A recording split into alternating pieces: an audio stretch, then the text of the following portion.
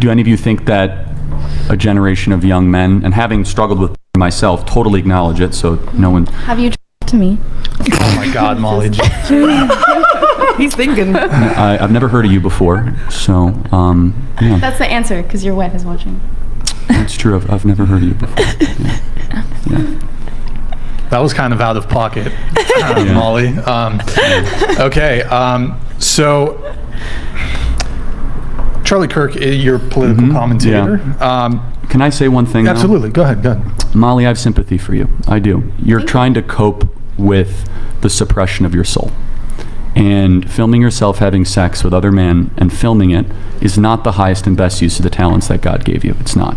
I think that is a talent God gave me. Well, it's not the highest and best use, and it's not a talent because, as I said, in my belief, that should be saved in a sacred domain. We're not going to agree on that, but I hope you change course. I think you'll be happier and more joyful, and I pray you don't have to suffer too much to realize that. Well, in my belief, this is my most happy and joyful. So if Molly made like a huge pivot and started doing politics, would you support her political like runs and bids? It's not a matter of politics. I mean, I want what's best for all of you here, and I don't think filming yourself having sex with men is the highest and best use of your talents. In fact, I think it personally has done a lot of damage to a lot of young men. And don't take my word for it. Look, you can read the book by Gary Wilson, Your Brain on Porn. It is the #1 drug in America right now, and it impacts men. Well, it definitely isn't healthy. Okay, so it's not healthy, so we agree. So let me ask a moral question. What do you guys think of dealers that push fentanyl? Good people or not good people? Probably not Good people. So I mean, that's if we killing agree people. that porn is a drug, but hold on a second. If porn is a drug, how is Molly not a either drug dealer or a drug manufacturer? How is It's different comparing levels porn of to fentanyl? addiction. There's so many other drugs. Like hold on, weed is but- not fentanyl. But Weed's fine. we agree. Porn's Well, fine. I wouldn't say weed is fine, but it is not as bad as fentanyl. But I mean, there's different levels. do you believe to, like, porn is a drug? I think it's an addiction. A drug Okay. is a no. So what does porn do to the male mind? I don't know. I'm not a male. Okay, yeah, it is the same biochemical release as cocaine.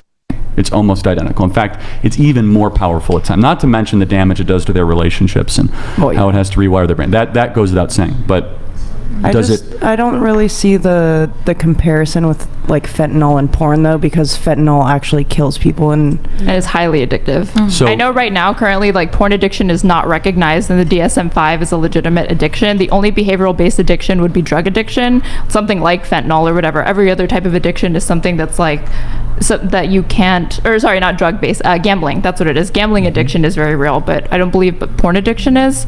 I think you can have impulse control issues with porn, but that would be like any other thing that you could have difficulty controlling like your consumption of.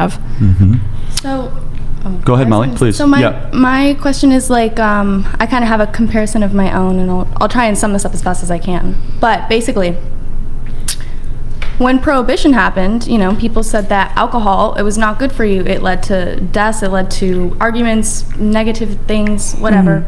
Prohibition happened. People still found ways to have parties with alcohol, drink alcohol, speakeasies existed.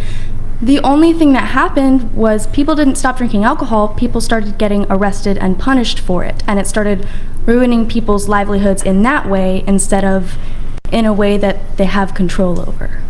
Meaning that they can stop the addiction by getting help at any time. So my question is, if you think porn is so bad, like an addiction like that, what's your solution? Because if you're going to get rid of it, it's still going to exist. Well, the first solution, I mean, can you at least agree, Molly, that minors shouldn't be viewing porn? 100%. Okay, good. So for a reason. Yeah. well, the age verification's a little bit. Yeah. So let's talk about that. Utah and Texas passed laws that sued that made it more robust. You had to actually provide an ID, and Hub didn't like that because they said it would limit their traffic.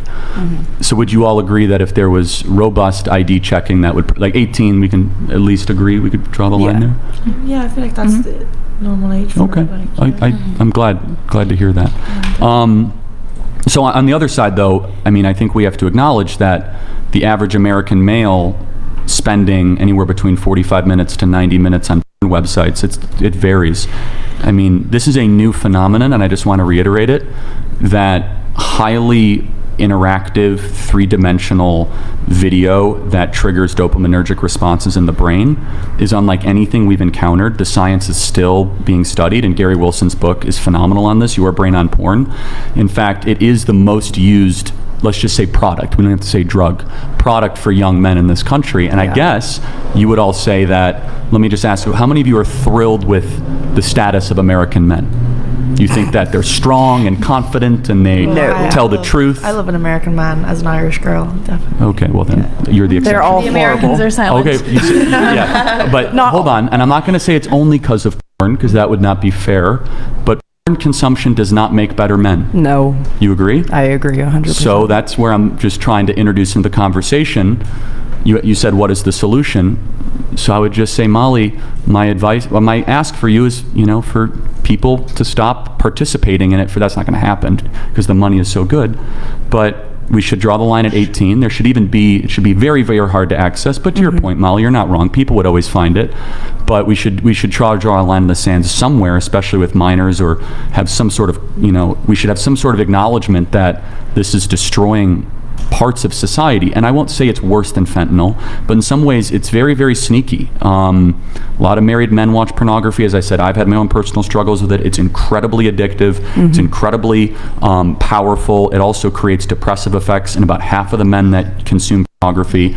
And I would just say that, young ladies, it affects women differently than men. Men are 50 times more visual oriented than women. And that's not to say that women don't consume pornography. They do, in increasingly higher rates. But I think it's a social toxin right now.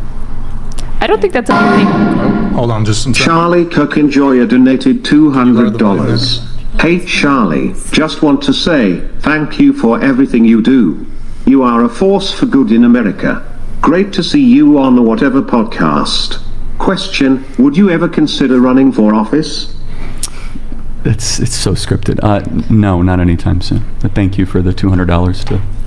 Wait, I have a question for you, actually, please, just sure. because I don't really know who you are, but there's a lot of You're very politics. lucky. You're very, okay. very lucky. I was just what do you do? Because I've seen you've mentioned politics, and now that what do you? I run an organization called Turning Point USA. I am a conservative, if you haven't figured that out, and a Christian, and I host a 3-hour show every day in my name. So Okay, cool. Yeah. let's switch. I envy you that you don't know.